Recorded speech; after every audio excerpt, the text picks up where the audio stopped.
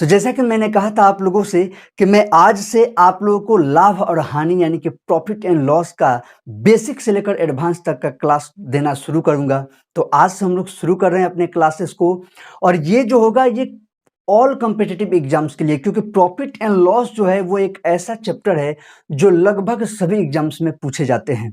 तो इसको हम लोग बहुत डिटेल से और बहुत बेसिक से शुरू करेंगे और इसको एडवांस लेवल तक लेकर चला जाएगा। वैसे आप लोग को एक बात पता ही होगा कि हम लोग का ये जो चैनल है वो पहले खुरपाती ग्रुप के नाम से था, जो अब सिलेक्शन पाठशाला के नाम से हो चुका है। तो आप सबका सिलेक्शन पाठशाला पे स्वागत है। आइए आज के इस वीडियो को और बेहतरीन टॉपिक को शुरू किया जाए। तो चलिए अब हम लोग इसको शुरू करते हैं। इसमें कुछ बातें आपको बहुत ध्यान देने वाली हैं और चूंकि आज का क्लास एकदम बेसिक होने वाला है, पहले तो इसमें कुछ जो शब्दों का इस्तेमाल हम लोग करेंगे, जो जो चीज़ों का इस्तेमाल होना है, पहले मैं वो आपको समझा देता हूं ताकि आगे जब उसका इस्तेमाल किया जाए तो आपको कोई भी प्रॉब्लम ना हो। तो एकदम बेसिक से बेसिक का क्लास है। सबसे पहले इसमें आपको हम लोग पढ़ के आ रहे हैं प्रॉफिट एंड लॉस यानी कि लाभ और हानि। यानी कि लाभ और हानि, तो कोई चीज अगर जितनी में खरीदी गई है उससे अधिक दाम में बेचा गया तो यानी कि लाभ हो गया, और अगर कोई चीज जितनी में खरीदी गई थी, जितना में उसे लिया गया था, उससे कम दाम में बेचे तो हानि हो गया। बहुत ही सिंपल सिंपल बात। अब यहाँ पे कुछ बातें हैं, ध्यान दीजिए। सबसे पहले जैसे कि एक शब्द आपको आएगा, आगे बहुत बार मिलेगा, सीपी। ये सीपी क्या है? तो सीपी जो है ये इसका है कॉस्ट प्राइस को ही शॉर्ट फॉर्म में हम लोग क्या बोलते हैं, सीपी, जिसका हिंदी में अगर हम बात करें हिंदी में तो ये हो जाएगा क्रय मूल्य। क्या हो जाएगा? क्रय मूल्य। और हिंदी में शॉर्ट फॉर्म में अगर इसे लिखना है, जैसे कॉस्ट प्राइस को हिंदी में सीपी लिखना है, तो हिंदी में भी लिखना हो तो इसको भी हम लोग लिख सकते हैं क्रय, और यहाँ पे ऐसे मूव करके फिर ऐसे कर दीजिए, क्रय मूल्य हो गया इसका सिंपल। ओके, उसके बाद एक आपका वर्ड इसमें बार बार एक चीज आपका इस्तेमाल बार बार होगा, क्या? एसपी। जब एसपी इस्तेमाल किया जाएगा तो आप में से बहुत लोगों को ये पता भी होगा, लेकिन चूंकि हम लोग शुरू से शुरू कर रहे हैं तो मेरा काम है कि सब कुछ लेकर के चलना, ठीक है? तो यहाँ पे क्या है, ये हो गया सेलिंग प्राइस। क्या है?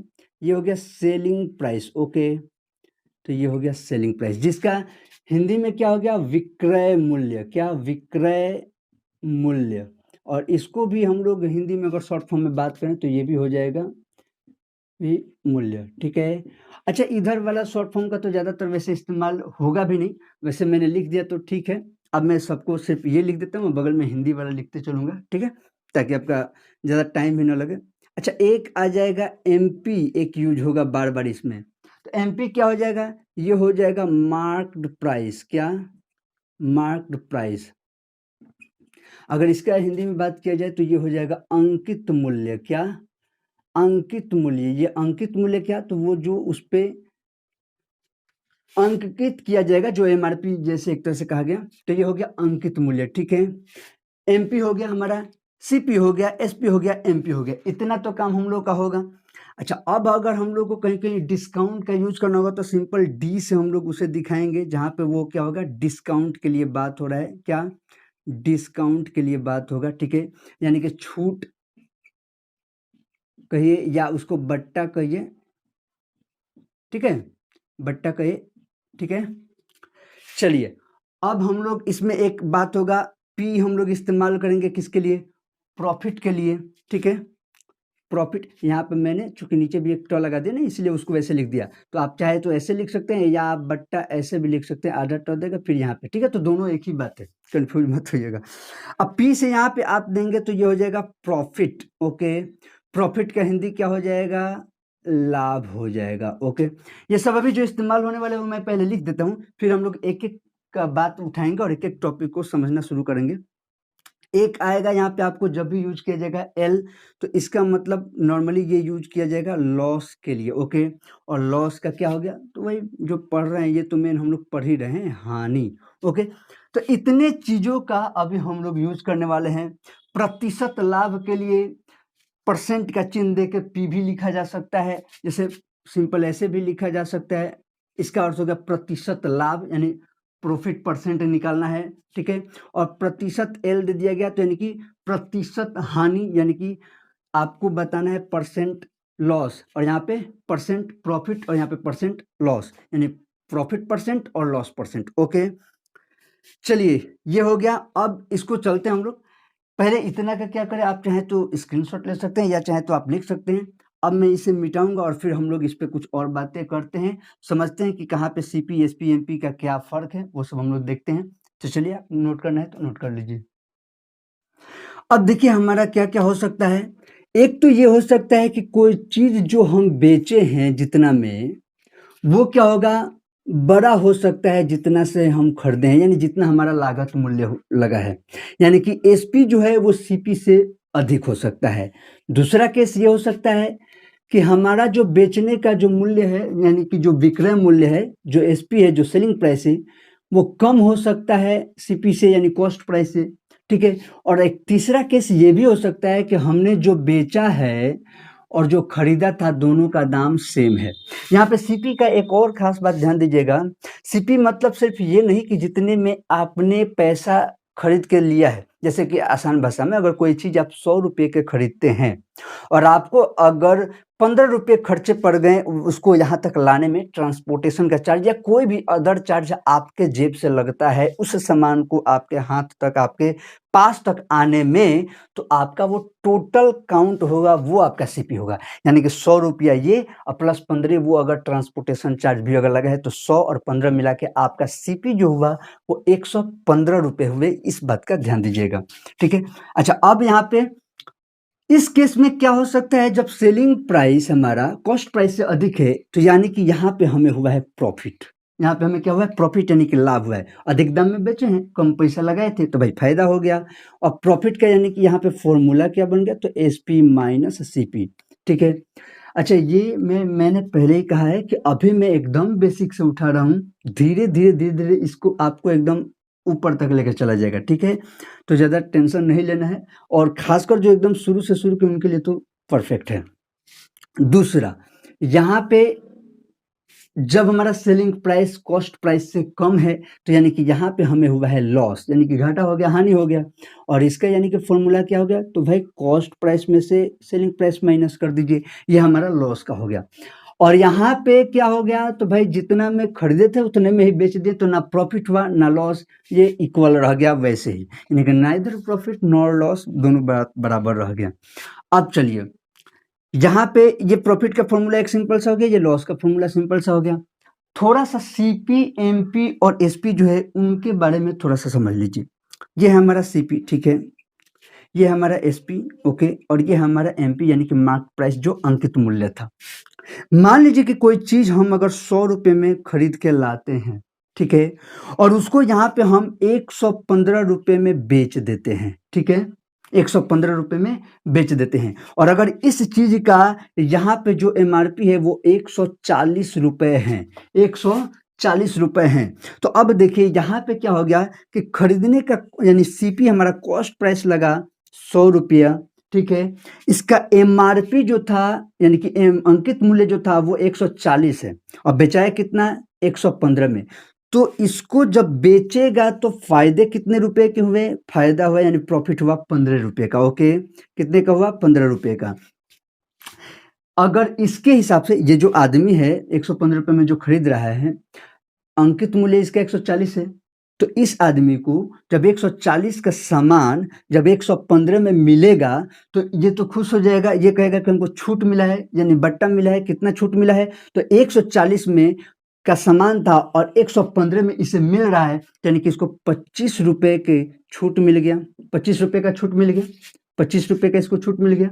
यानी कि जब कभी भी छूट की बात होगी तो वो एमपी से होगी। जब कभी भी बट्टा डिस्काउंट छूट की बात हम लोग करेंगे, वो अंकित मूल्य पर बातें होंगी।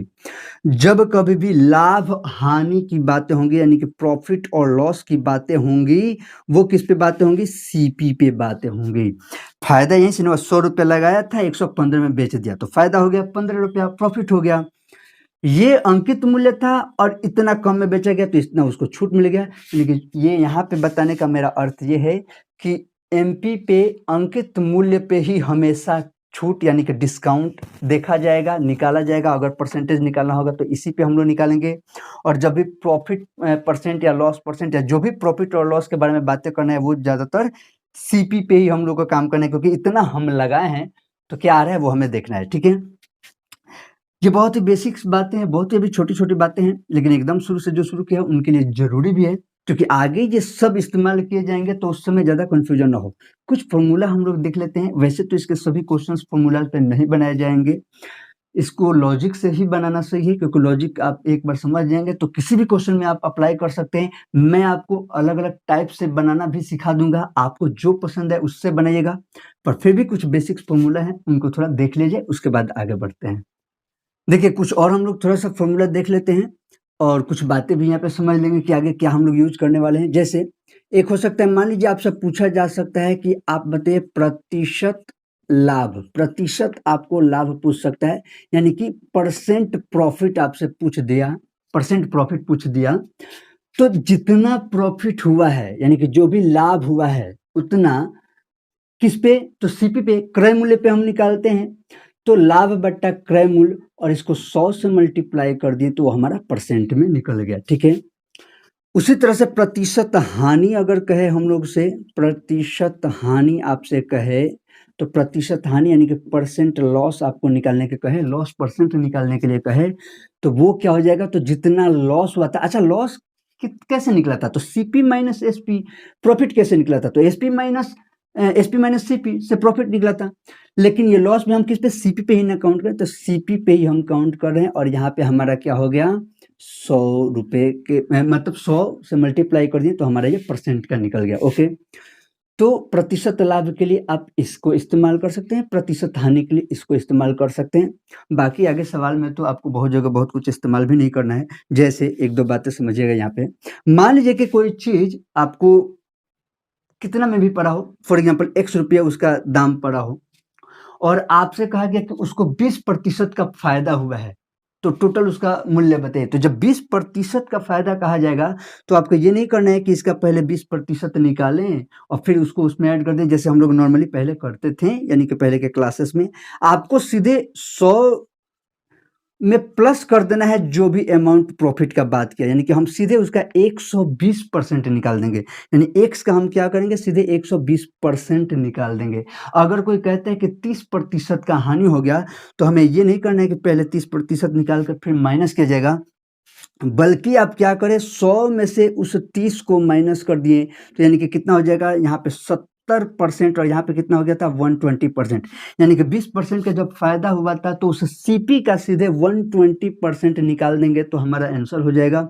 और जो लॉस हुआ था 30% अगर उसका निकालें, तो सीधे 70% उसका निकाल देंगे तो हमारा हानि निकल जाएगा। अभी इतने देर में बहुत से बच्चों को ऐसे भी हो सकते हैं कि क्या ये बहुत धीरे-धीरे और बहुत पुरानी बातें हम लोग कर रहे हैं, लेकिन मैं चूँकि पहली बार आप मुझसे जान रहे हैं, तो मेरा काम है अपना सब कुछ बता देना, बाकी अब धीरे-धीरे हम लोग क्वेश्चंस के ऊपर आते हैं और ये वीडियो तो पूरा पहले का बेसिक वाला ही है, बाकी धीरे-धीरे लेवल खुद ही आपको नेक्स्ट वीडियो से चेंज हो जाएगा। चलिए आगे थोड़ा बढ़ते हैं। तो अब इससे पहले कि हम लोग क्वेश्चन देखा जाए, थोड़ा-सा कुछ एग्ज़ाम्पल्स देखा जाए, कुछ बातें आप परसेंट में पढ़े होंगे और इसीलिए मैं उसको इसमें नहीं क्लियर कर रहा हूँ, उससे आगे बढ़ रहा हूँ। वैसे भी परसेंट पढ़ के ही प्रॉफ़िट एंड लॉस पे ज़्यादातर लोग आते ही हैं और आना भी चाहिए। मैं ऐसा मान के चल रहा हूँ कि आप पढ़ चुके हैं।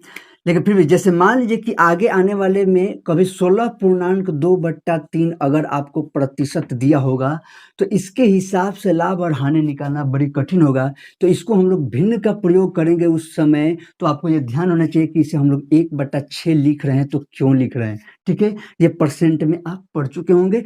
फिर भी अगर कोई डाउट होगा, ज़्यादा दिक्कत होगा, तो आप नीचे के मतलब इस वीडियो के नीचे कमेंट कर देंगे, तो मैं वो पूरा आपको लिस्ट भी एक दे दूँगा, जिससे कि आप उसे एक तरह से प्रैक्टिस कर लेंगे, क्योंकि इनका यूज़ इससे आसानी से हम लोग आगे चल के बनाएँगे क्वेश्चनों को, बहुत आसानी से। अगर इससे बनाया जाएगा, इससे भी बन सकता है और बनेगा ही, लेकिन वो थोड़ा-सा लेंदी होगा और थोड़ा-सा लंबा जाएगा और इससे बहुत आसानी से आप बना सकते हैं।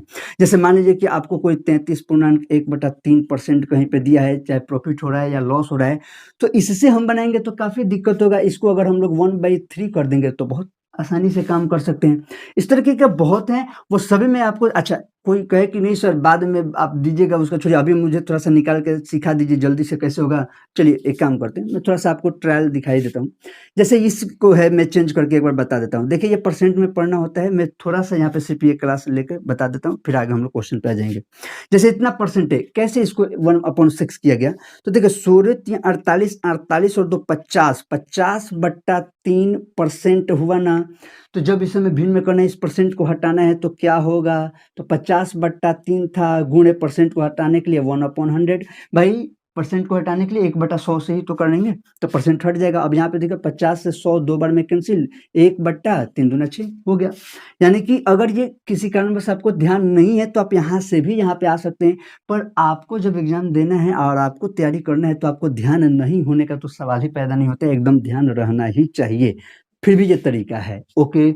अगर इसी को भी कोई करना हो 33 आपका 1/3% जो है, इसको अगर चेंज करना हो तो 33 में 3 से गुना किया, 99 99 100/3% हुआ, ठीक है। अब इसको जब चेंज कीजिएगा तो क्या हो गया, तो वही बात, फिर इसको परसेंट हटाना है तो 100/3 गुणे 1/100, 100 से 100 कैंसिल, 1/3। तो इसको भी हम लोग ऐसे चेंज, वही डायरेक्ट आप वैल्यू अगर ध्यान रखेंगे तो आपका क्वेश्चन का टाइम बहुत कम हो जाएगा, कम से कम समय में आप बना सकते हैं।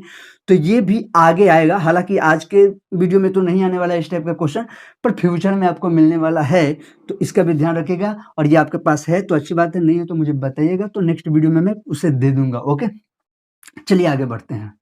तो ये क्वेश्चन देखते हैं, बहुत ही आसान क्वेश्चन है और इसको मैं आपको दो तरीके से बना करके बता देता हूं, ठीक है। दोनों ही शॉर्ट मेथड है, आपको जो पसंद है उस पर आप प्रैक्टिस करते चलिएगा, ठीक है।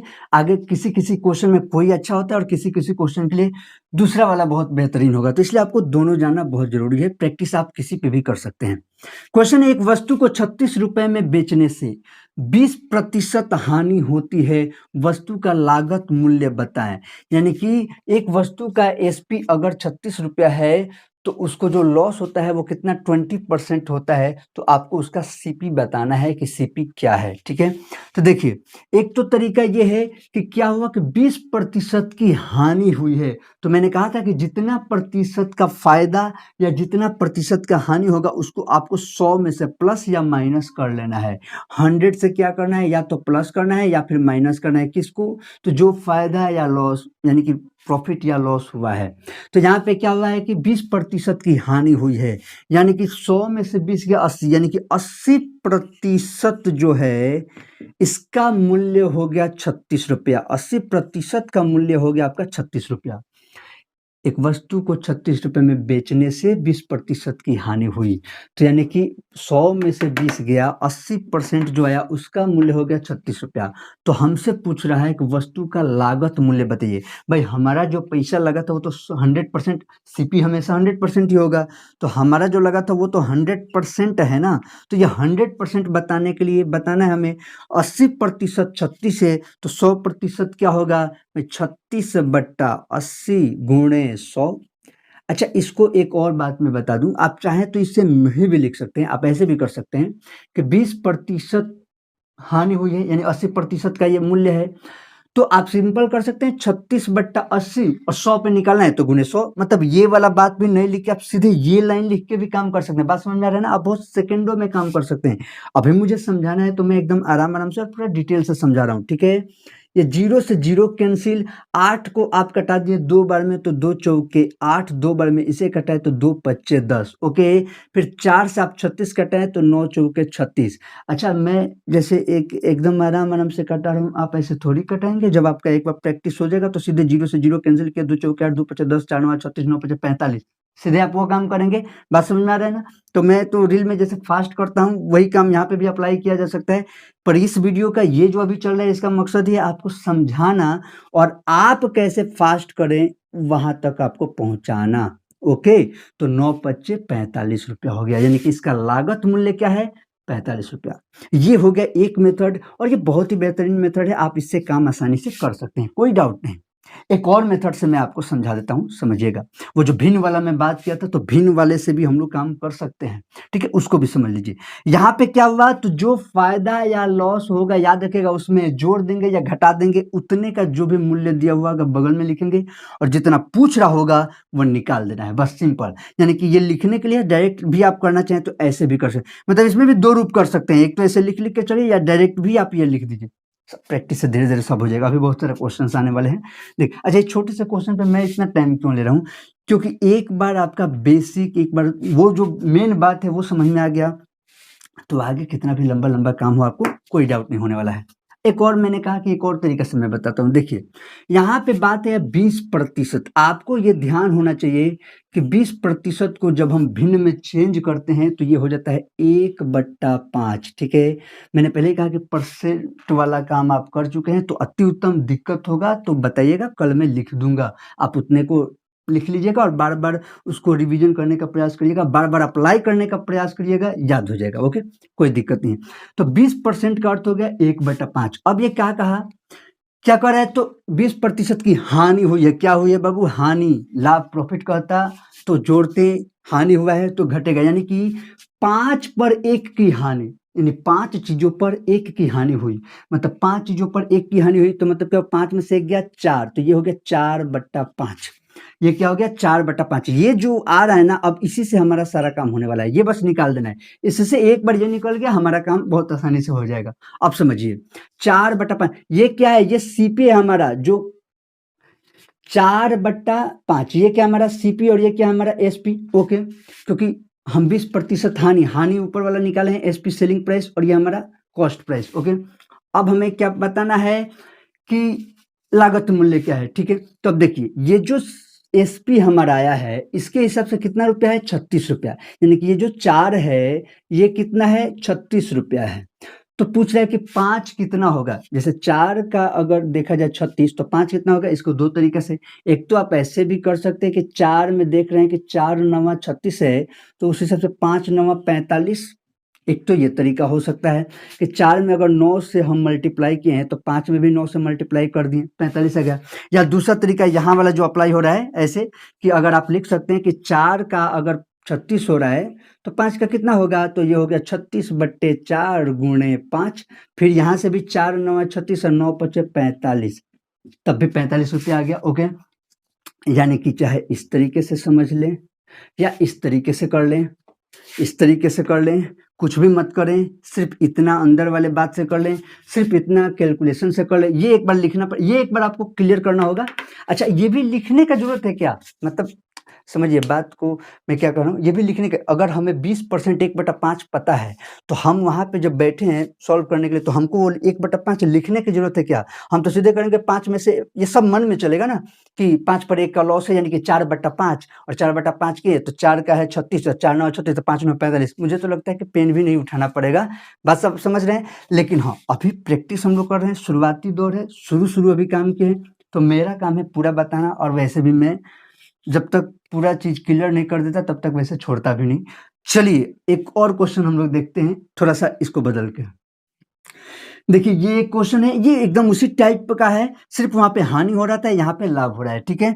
इससे आपको अब ये बातें पूरी अच्छी तरह से समझ में आ जाएगी, इसीलिए मैंने ये क्वेश्चन भी लिया है। क्वेश्चन है, एक मेज को 517 रुपए में बेचने से 10% लाभ होता है, मेज का क्रय मूल्य ज्ञात करिए। यानी कि ये इसका एसपी है 517 रुपये, परसेंटेज जो प्रॉफिट है वो है आपका 10%, और सीपी आपसे पूछ रहा है, ठीक है? तो इसको भी दोनों मेथड से हम लोग बनाते हैं। तो सबसे पहले का मेथड क्या हुआ है? 10% की लाभ हुई है तो 517 रुपये में बेचा गया है।